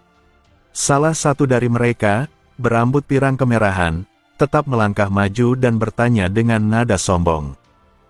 Kau Yurusia? Benar, tapi aku pernah mendengar tentangmu dari pamanku. Sebelum Yurusia sempat menanggapi, bocah itu tiba-tiba meraih lengannya. Yurusia memandangnya dengan tatapan tajam, lalu menaruh mahkota bunga di kepala bocah itu. Ambillah. Itu cocok untukmu. Bocah itu terdiam, lalu dengan kesal berbalik. Aku Rick. Lusa hari ulang tahunku. Kau akan datang, Yurusia.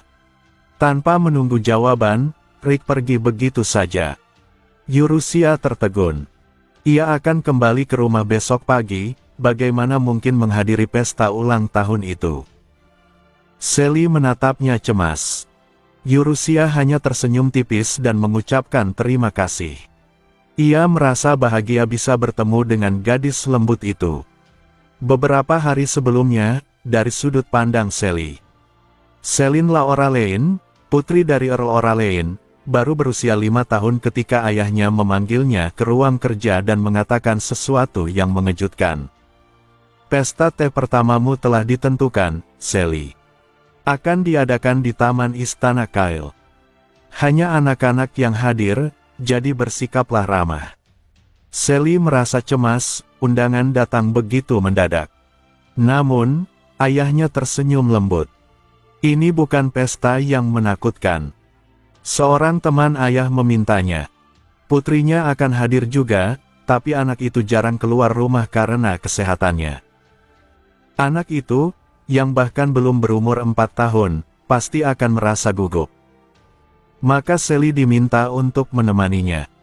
Pada hari pesta, Sally bertemu seorang malaikat. Gadis berambut keemasan dengan kecantikan yang tidak seperti manusia, Eurusia. Ia begitu memesona hingga membuat semua orang menahan napas. Namun di balik keanggunannya, Sally melihat kesepian dalam tatapan gadis itu. Sally pun mendekatinya. Sejak itu, ia tahu, ia ingin melindungi Eurusia. Namun 2 anak laki-laki datang mengusik mereka. Salah satunya, Rick, dikenal angkuh dan kasar. Eurusia menatapnya tanpa gentar, lalu menaruh mahkota bunga di kepalanya dengan tenang. Sally terpesona sekaligus iri. Ia memutuskan bahwa ia harus ikut menghadiri pesta ulang tahun Rick. Ia ingin melindungi gadis itu dari siapapun yang berani mendekatinya. Setelah pesta teh berakhir, Eurusia duduk di pangkuan ayahnya di dalam kereta yang bergerak menuju salah satu kediaman pribadi sang ayah. Ia menyebut nama seorang anak. Rick, ayahnya menatapnya lembut. Apakah kau mengenal anak itu? Ya, dia putra dari salah satu kenalan ayah. Ayahnya tampak sedikit canggung menjawab. Eurusia bertanya apakah pergi ke acara itu tidak apa-apa. Sang ayah menanggapi pelan, aku tak yakin. Meski sebenarnya enggan, gadis kecil itu tetap menyetujui keinginan ayahnya. Namun ekspresi sang ayah justru tampak heran dengan keputusan itu. Eurusia, apakah kau menyukai Rick? Pertanyaan itu membuat Eurusia terdiam. Senyum tipis muncul di wajah sang ayah, disertai tatapan yang sulit diartikan. Tangannya bahkan sempat menyentuh gagang pedang di pinggangnya. Suasana di dalam kereta seketika menegang. Tetapi ketegangan itu mereda ketika sang putri kecil menatap ayahnya dengan wajah polos dan berkata pelan. Aku ingin menikah dengan ayah, kok. Senyum lembut kembali muncul di wajah sang ayah, dan suasana menjadi tenang lagi. Di sisi lain, di sebuah mansion, Albertine berdiri di depan jendela, menatap langit malam yang gelap. Suaminya belum juga pulang. Ia bergumam lirih, seolah ingin menegaskan kenyataan yang sudah sering terjadi. Sudah setahun berlalu sejak sang suami jarang pulang ke rumah. Alasannya resmi adalah untuk mengurus wilayah kekuasaan, padahal sesungguhnya ia lebih sering berada di ibu kota kekaisaran, tempat kediaman mereka yang sebenarnya. Albertine tahu betul, rumah di wilayah kekuasaan mereka jarang ditinggali. Anak-anaknya pun menganggap rumah di ibu kota sebagai tempat tinggal sejati. Ibu kota jauh lebih megah dan penuh kehidupan.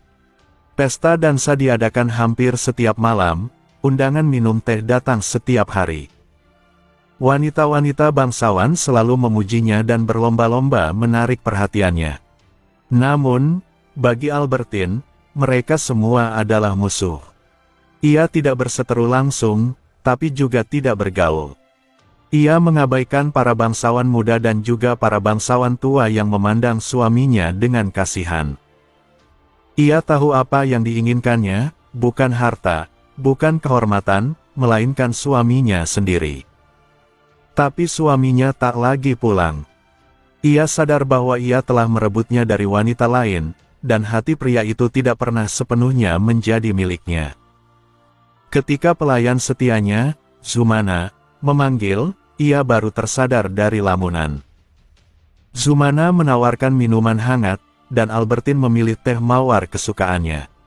Aroma manis memenuhi ruangan, namun senyum yang muncul di wajahnya mengandung kegetiran. Zumana telah melayani keluarga itu selama bertahun-tahun. Ia seorang mantan murid berbakat dari Akademi Sihir yang berutang budi kepada Albertine atas bantuan biaya masa lalunya. Ia berjanji setia melayaninya seumur hidup, tanpa pernah tahu bahwa kemiskinannya dulu adalah akibat dari keputusan keluarga wanita itu sendiri. Albertine menanyakan anak-anaknya, dan Zumana menjawab bahwa mereka sudah tidur. Dalam percakapan singkat itu, tergambar hubungan rumit antara suami dan istri, sang suami yang dingin, sang istri yang kecewa, dan anak-anak yang tumbuh dalam suasana tegang tanpa kasih sejati. Albertine, yang tak mampu merebut hati suaminya, mencurahkan kasih berlebihan pada putri-putrinya. Anak-anak itu tumbuh manja dan serakah, bayangan dari ibunya sendiri. Kini, di ruang sepi itu, Albertine bangkit perlahan dan berkata lembut, "Zumana, persiapannya sudah selesai." "Sudah, Nyonya. Semuanya berjalan lancar." Albertine mengangguk. Ada keputusan yang tak lagi bisa ia hentikan. 2 hari kemudian, pesta ulang tahun Rick dimulai. Lokasi pesta tiba-tiba dipindahkan ke kediaman seorang bangsawan di pinggiran ibu kota. Eurusia hadir mengenakan gaun putih lembut. Ayahnya tidak hadir karena urusan penting di tempat lain. Ia ditemani Vio dan Fer yang menunggu di ruang terpisah, sementara dirinya diantar oleh seorang ksatria muda. Setibanya di tempat pesta, beberapa musisi tampak salah nada karena gugup, dan anak-anak lain memandangnya dari jauh. Namun semuanya berjalan lancar. Sally datang menghampirinya dengan wajah gembira dan memuji penampilan Eurusia dengan kata-kata yang penuh kekaguman. Eurusia membalas pujian itu dengan sopan, membuat Sally tersipu senang. Ketika suasana mulai nyaman, Rick muncul dan menyapanya dengan nada agak kasar. Namun sebelum sempat berbicara lebih jauh, Eurusia menunduk dan memberi salam, "Selamat ulang tahun, Rick sama. Terima kasih atas undangannya." Rick terdiam, lalu menjawab singkat. Sally yang berada di sisi Eurusia tampak tidak senang dan segera menarik tangan Eurusia menjauh. Rick pun membalas dengan menarik tangan satunya. Keduanya berdebat kecil sambil sama-sama menggenggam tangan Eurusia. Gadis kecil itu akhirnya menatap mereka dan berkata pelan, "Bertengkar itu tidak baik." Ucapan itu membuat keduanya tersadar, meski masih enggan melepaskan tangan. Saat itulah, dari belakang, seorang wanita berambut jingga terang datang dan mengangkat Eurusia ke pangkuannya. Wanita itu adalah Elea, ibu Rick. Ia tersenyum hangat dan memperkenalkan diri sebagai teman ibunda Eurusia. Dengan lembut, ia memangku gadis kecil itu di sofa, sambil menepuk rambut Sally yang duduk di samping mereka. Rick duduk di seberang dengan wajah tak puas, namun ibunya hanya tertawa. Rick memang lucu sekarang, tapi 10 tahun lagi dia akan jadi pria kasar seperti ayahnya. Rick membalas dengan percaya diri bahwa menjadi seperti ayahnya berarti menjadi kuat. Elea kemudian bertanya pada Eurusia, "Eurusia, apakah kau suka anak laki-laki yang kuat?" Semua yang ada di sana terkejut oleh pertanyaan itu. Eurusia menjawab ragu, "Aku tidak tahu." Elea tersenyum. "Kalau begitu, bicarakan lagi nanti dengan ibumu saat kau sedikit lebih besar." Setelah itu, pembicaraan beralih ke panggilan sayang Eurusia. Saat Elea mendengar ibunya memanggilnya, "Euro," ia tersenyum dan berkata, "Kalau begitu, bolehkah aku memanggilmu Euro juga?" Gadis kecil itu menjawab pelan, "Ya." Sementara itu, di luar tempat pesta, para prajurit berjaga di sekitar villa besar milik Viscount Perron, tempat acara diadakan. Para penjaga lapar dan lelah, namun tetap siaga. Seorang ksatria muda berambut hitam datang menghampiri dan memberikan sepotong daging serta sedikit anggur pada mereka sambil tersenyum. Setelah itu, ia berjalan menyusuri koridor kosong. Tak lama, seorang ksatria paruh baya menegurnya. Namun sebelum percakapan berlanjut, ksatria berambut hitam itu menghunus pedangnya dan menebas kepala lawannya dalam sekejap. Namanya Zumana. Dengan tenang, ia menghabisi 2 ksatria lainnya, satu dengan tebasan cepat, dan satu lagi dengan mantra sihir petir. "Baiklah," ujarnya datar, "mari kita mulai." Di dalam aula pesta, Eurusia tiba-tiba menutup mulutnya, menahan rasa mual yang datang tiba-tiba. Sally dan Elea segera menghampirinya dengan wajah cemas. Bahkan Rick tampak khawatir. Elea mengangkat wajah, mencium bau samar di udara, lalu berbisik. "Bau darah." Aroma darah yang tajam mulai tercium, disertai aura keputusasaan yang menusuk. Elea berbisik sesuatu pada pelayannya. Kata "racun" terdengar samar dari mulutnya. Teriakan dan suara keras mengguncang aula. Situasi berubah kacau. Dalam kekacauan itu, Eurusia melangkah maju dengan wajah tenang dan berkata lembut, "Sebagai gantinya, ambil aku." Namun sebelum ia sempat berjalan sepenuhnya, Elea berdiri. "Jangan hanya Yuru, bawa aku juga." Sally mengikuti dengan lantang, "Aku juga akan ikut dengan Yuru sama." Tak lama kemudian, Rick pun maju dengan wajah keras kepala. "Aku juga." 4 orang akhirnya dibawa pergi. Anak-anak lainnya, termasuk Eurusia, dijebloskan ke dalam sebuah ruang bawah tanah, sementara Elea dibawa ke tempat lain. Di ruangan besar itu, ada puluhan anak lain, kebanyakan dari kalangan rakyat biasa. Karena itu, rencana Eurusia telah gagal.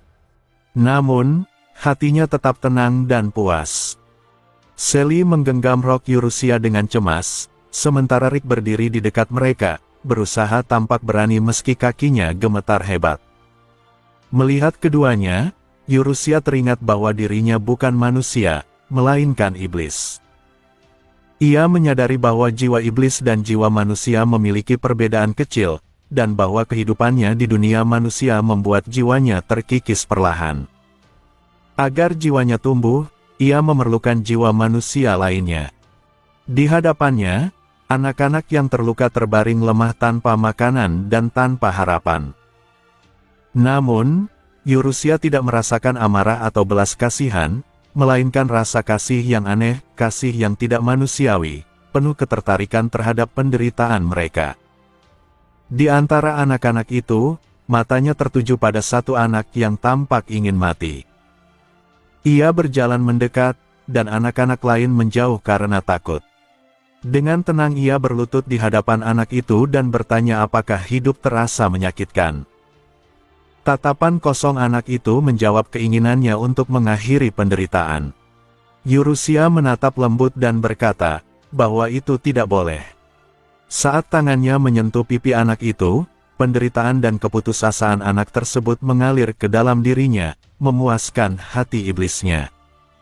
Ia menganggap manusia begitu indah, makhluk rapuh yang menyimpan manisnya penderitaan. Ia menegaskan bahwa manusia harus hidup, walaupun menyakitkan. Hidup adalah takdir mereka, dan ia, sebagai iblis, tidak akan mengizinkan mereka menyerah begitu saja. Dengan kata-kata itu, ia melantunkan mantra, dan cahaya suci memancar dari tubuhnya, menyelimuti seluruh ruangan. Cahaya itu menjadi bulu-bulu putih yang menyembuhkan luka semua anak, seperti malaikat yang turun ke dunia. Ketika cahaya itu menghilang, keheningan menyelimuti ruangan. Anak-anak menatap Eurusia dengan takjub. Salah satu anak laki-laki yang telah sembuh berlutut dan berterima kasih kepadanya, menyebutnya sebagai Saint Sama. Anak-anak lain pun ikut berlutut dan berdoa padanya.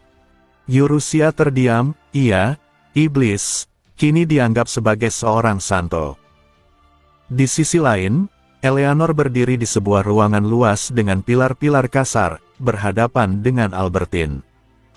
Mereka dulu adalah teman sekelas di Institut Sihir, dikenal sebagai dua bunga tercantik di akademi. Kini keduanya berdiri sebagai musuh. Albertine mengakui bahwa ia ingin mengambil segalanya dari Eleanor, kehormatan, pujian, bahkan hati pria yang dicintainya. Eleanor menegurnya dengan marah, menyadari bahwa Albertine tahu kesalahannya sendiri. Namun, Albertine hanya berkata bahwa tanpa perbuatan ini, pria itu tak akan pernah menatapnya. Albertine lalu meninggalkan Eleanor, memerintahkan bawahannya, dan menuju ke ruangan lain di bagian bawah tanah. Di sana, ia bertemu Marquis Bruno, seorang bangsawan dan jenderal berusia 30-an. Bruno melaporkan bahwa persiapan pemanggilan iblis telah selesai, lingkaran sihir besar telah digambar, cukup untuk memanggil iblis tingkat tinggi. Dengan menggunakan banyak anak sebagai tumbal, mereka berharap dapat memanggil iblis yang lebih kuat daripada Greater Demon, yaitu Archdemon, makhluk sekuat bencana alam. Albertine dan Bruno pernah menyaksikan keindahan mengerikan seekor iblis emas 4 tahun sebelumnya, seekor kucing bersayap kelelawar yang disebut Golden Beast. Mereka terpesona olehnya, dan kini ingin memanggilnya kembali. Albertine berniat menggunakan anak-anak sebagai korban, terutama satu anak yang memiliki darah kuat, Eurusia. Zumana, bawahannya, menanyakan rencana itu. Ia memahami bahwa Albertine terguncang secara emosional setelah pertemuannya dengan Eleanor. Perasaan iri, cinta, dan kebencian bercampur di dalam dirinya. Meski demikian, Zumana tetap setia, bahkan mencintai Albertine, termasuk kelemahannya. Ketika Albertine tiba di ruangan tempat anak-anak dikurung, ia dikejutkan oleh cahaya suci yang memancar dari celah pintu. Cahaya itu berubah menjadi bulu-bulu yang jatuh perlahan ke lantai sebelum lenyap. Ia mengenali cahaya itu sebagai sihir suci tingkat tinggi, group blessing, yang hanya dapat dilakukan segelintir orang di benua itu. Dengan panik, ia membuka pintu dan melihat pemandangan tak terduga, anak-anak yang terluka kini sembuh, mengelilingi seorang gadis kecil, Eurusia, dan berdoa kepadanya layaknya seorang santo. Eurusia, terkejut oleh kedatangan seorang wanita berambut merah, ditarik keluar dari ruangan. Sally, Rick, dan anak-anak lain bersikeras ikut bersamanya. Albertine, wanita itu, menyeretnya sambil menggenggam lengannya kuat-kuat. Dalam perjalanan melalui koridor, Albertine menatap Eurusia dengan intens. Ia bertanya apakah gadis itu anak Riastea, dan Eurusia menjawab iya. Albertine kemudian menanyakan apakah ia dapat menggunakan sihir suci, dan dari mana ia mempelajarinya. Eurusia hanya memiringkan kepala, berpura-pura tidak tahu. Albertine kemudian berkata bahwa ia awalnya berniat membuat Eurusia dirasuki iblis, namun kini ingin melakukan eksperimen. Dengan nada datar, ia menyebutkan akan memotong lengan Eurusia dan memaksanya menyembuhkan diri sendiri, lalu melakukan hal yang sama pada kakinya, menusuk tubuhnya dengan jarum, dan jika sihirnya habis, membiarkan iblis merasukinya. Ucapannya disertai senyum lembut yang aneh, diiringi getaran emosional yang campur aduk antara cinta dan kebencian. Ia menatap wajah Eurusia dan berkata bahwa mata gadis itu mirip dengan mata pria yang dicintainya, ayah Eurusia. Albertine mengaku telah mencintai pria itu sejak kecil, tetapi kebenciannya pada ibu Eurusia menghancurkan dirinya. Dengan tangan bergetar, ia memegang leher Eurusia, berbisik bahwa jika gadis itu menghilang, segalanya akan berakhir. Namun, saat air mata jatuh dari matanya, Eurusia menatapnya lembut, menyentuh tangannya, dan menghapus air matanya. Tatapan Albertine melemah, kebencian dalam dirinya perlahan luntur saat keduanya saling menatap. Eurusia memeluknya dengan lembut, seolah memahami rasa sakit dan cinta yang berbalik menjadi kebencian di hati wanita itu. Namun, dalam pelukan itu, cinta iblis dalam diri Eurusia membisikkan sesuatu yang gelap. Dengan suara lembut, ia berkata pelan, "Terima kasih atas hidangannya," lalu memutar leher Albertine dengan lembut hingga patah. Zumana tidak bisa mempercayai apa yang baru saja terjadi. Perasaannya yang begitu besar terhadap Albertine hancur saat melihat anak kecil itu, sang pengorbanan, menatap dengan senyum penuh kasih, lalu mematahkan leher wanita yang dicintainya. Pikirannya menjadi kosong, kemudian dipenuhi amarah dan kebencian. Namun, saat ia hendak menghunus pedang, ia merasakan suatu perasaan mengerikan. Mata gadis kecil itu, bagian putihnya mulai menghitam, pupil emas pucatnya berpendar merah seperti permata. Dari balik bibir merah mudanya, tampak taring indah berwarna merah darah. Dari gadis kecil itu terpancar aura intimidasi dan keberadaan yang sangat kuat. Ia menancapkan taringnya ke leher Albertine yang masih hangat. Zumana terpaku. Darah muncrat dari leher Albertine, namun mengalir sempurna ke dalam mulut si gadis tanpa setetes pun tercecer. Seorang vampir, gumamnya. Makhluk jahat legendaris, dahulu pernah menghancurkan satu negara. Bahkan kemunculan satu vampir saja di negeri tetangga cukup untuk membuat rakyat melarikan diri. Apakah makhluk di hadapannya ini benar-benar setan sekeji itu?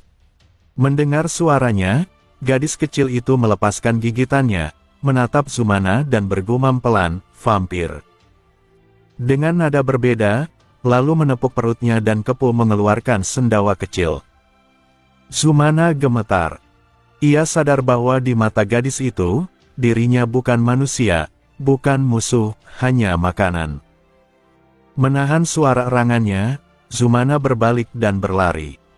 Ia tahu ia harus memanggil bala bantuan, bahkan bila nyawanya taruhannya. Markis Bruno sama. Segera mulai ritual pemanggilan. Serunya. Markis Bruno datang tergesa, merasakan tekanan mengerikan itu. Zumana-kun, ada apa ini? Tekanan ini bukan main. Sepertinya, vampir. Kuat sekali. Albertine sama bagaimana? Albertine sama sudah. Wajah pilu Zumana membuat Bruno mengerti segalanya. Ia mengepalkan tinju. Mawar indah telah layu, kebenciannya mengeras.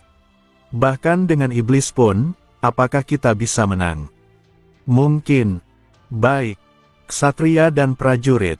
Jaga jarak dari vampir. Zumana-kun, ingat, pemanggilan hanya bisa dikendalikan dengan korban jiwa. Iya, punya kecerdasan, balas Zumana. Bruno mengangguk, menyiapkan tekad. Dia datang. Suara para prajurit bergema di ruang bawah tanah. Mereka bimbang, karena sosok yang mereka hadapi hanyalah gadis kecil yang lucu. Namun ketika perintah keluar, jangan biarkan ia mendekat. Mereka maju dengan senjata terhunus. Gadis kecil itu tersenyum tipis. Dengan satu jentikan jari, tombak yang diarahkan padanya terpental, tubuh prajurit itu menabrak pilar, menjadi daging berlumuran darah. Seorang ksatria menebasnya, tapi pedangnya terhenti di ujung jari mungil itu, lalu dengan satu tepukan di bahu, separuh tubuhnya hancur. Seperti anak kecil yang menari, gadis itu menggerakkan tangan. Setiap gerakan menimbulkan kematian, tubuh hancur, robek, dan remuk. Darah mekar di langit-langit seperti bunga, lantai menjadi lautan merah. Mereka yang mati cepat justru lebih beruntung. Komandan ksatria yang memegang tombak api berteriak, namun serangannya terpental oleh penghalang sihir gadis itu. Ia jatuh berlutut, menangis ketakutan. Gadis cantik itu tersenyum lembut, lalu menghisap darahnya selagi ia masih hidup. Dua ksatria tersisa membuang senjata mereka dan melarikan diri. Namun keduanya terjatuh, leher mereka terbelah oleh pedang Zumana. Zumana-kun, kau, Markis sama, kita harus segera mengorbankan mereka, cepat. Para penyihir segera mempercepat ritual, memusatkan seluruh sihir mereka. Kegelapan menelan cahaya ruangan, dan dari lingkaran sihir, muncul 3 iblis besar Greater Demons. Salah satunya lebih besar dan menyeramkan dari yang lain, berwujud humanoid dengan sayap hitam seperti burung pemangsa dan baju zirah dari tulang. Namun, bahkan sebelum pemimpin ritual sempat bicara, para penyihir dibantai seketika, iblis-iblis itu memakan mayat ksatria sebagai pembayaran. Bruno terkejut, nyaris terluka, namun berhasil menghindar. Iblis besar itu menatapnya dengan mata cerdas dan berkata rendah. Tubuh-tubuh telah diambil, tapi tidak cukup. Mampukah kau membuat kontrak? Bruno sadar, ia telah melakukan kesalahan besar. Ia terlalu sombong. Ia tidak menyediakan cukup korban, dan kini iblis itu bebas. Jika kau butuh pengorbanan, ambillah aku. Seru Zumana tiba-tiba. Ambil aku, makhluk kegelapan, dan terima perintahku. Jika perlu korban lebih, ada 50 anak di ruangan lain. Dengan ini, jadilah pelayan Markis Bruno sama. Iblis mendengus, cih. Lalu menatap Zumana. Perintahmu. Habisi musuh kami. Baiklah. Sekejap kemudian, kepala Zumana tercabut dan dimakan. Kontrak pun disegel. Aura sihir raksasa memenuhi ruang bawah tanah. Bruno terkejut, menatap ke arah suara tepuk tangan kecil di pintu keluar. Di sana berdiri gadis mungil itu. Gadis itu, Eurusia, menyadari apa yang telah ia lakukan. Ia tak mampu menahan rasa lapar terhadap cinta dan kebencian yang bercampur menjadi karma. Ia tak benar-benar menginginkan darah, melainkan jiwa manusia yang penuh perasaan. Ia terdiam, menyadari dirinya tak lagi merasa bersalah. Ia tak bisa membedakan nilai kehidupan manusia. Semua terasa sama, hanya berbeda dalam rasa. Sepertinya aku benar-benar iblis, gumamnya. Ia menatap para penyihir yang sedang memanggil sesuatu di ruangan lain. Ia tahu ritual besar sedang berlangsung, pemanggilan iblis. 3 makhluk muncul. Salah satunya tampak familiar. Kau, tidak salah lagi, gumamnya ketika mengingat. Iblis besar itu mendengus, lalu mengaum, bunuh vampir itu. Eurusia menatap mereka. Ia mengangkat tangannya, memanggil kekuatan iblisnya. Cakar merah darah muncul dari ujung jarinya, dan 2 iblis kecil langsung menguap, lenyap di telan bayangan. Ia menatap iblis besar di tengah. Apakah kau, kebetulan, melarikan diri dariku dulu, Mangkisan? Iblis itu terdiam, ketakutan. Bruno yang berdiri di dekatnya tampak tidak percaya. Guga! Iblis besar itu mengeluarkan puluhan bola api. Eurusia menangkisnya dengan satu tangan, penghalang sihir muncul. Berhenti! Serunya, suaranya berubah menjadi sihir fisik, yel, dan tubuh iblis besar itu terlempar menembus dinding. Ia mengelus gaunnya yang bersih. Apa yang terjadi kalau baju yang diberikan ayah ini kotor? Bruno tak mengerti. Eurusia menatapnya, lalu tersenyum dingin. Karena, aku iblis, tahu. Dengan satu kibasan rambut emasnya, sayap kelelawar sepanjang 5 meter muncul di punggungnya. Ia melayang perlahan di udara. Kalian mengganggu, katanya datar. Satu kibasan sayap, dan iblis besar itu lenyap, tertelan oleh kegelapan. Bruno berlutut, tubuhnya gemetar. Namun dari dirinya terpancar sesuatu yang aneh, bukan keputusasaan, melainkan kenikmatan fana. Eurusia menatapnya, merasa jijik namun juga penasaran. Terima kasih atas hidangannya.